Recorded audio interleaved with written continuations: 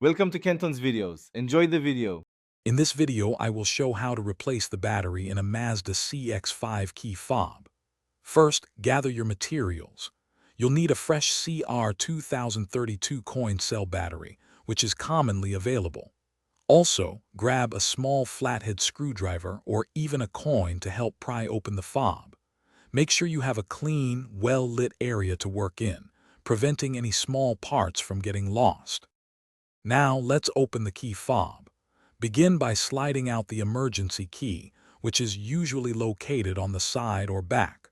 Once the emergency key is out, you'll see a small slot or indentation where the key was.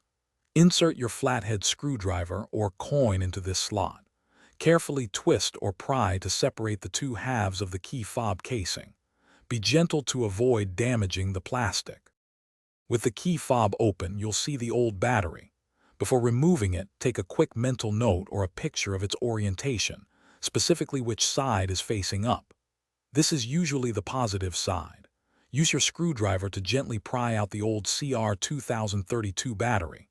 Now, take your new CR2032 battery and insert it, ensuring the positive side, which often has a plus sign, faces upwards, just like the old one.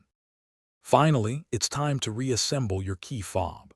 Carefully align the two halves of the casing, making sure all the internal components are properly seated.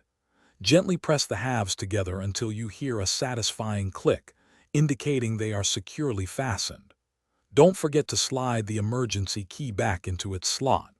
Now, test your key fob to ensure it's working correctly, perhaps by locking and unlocking your vehicle. Thanks for watching. Consider subscribing if we helped you.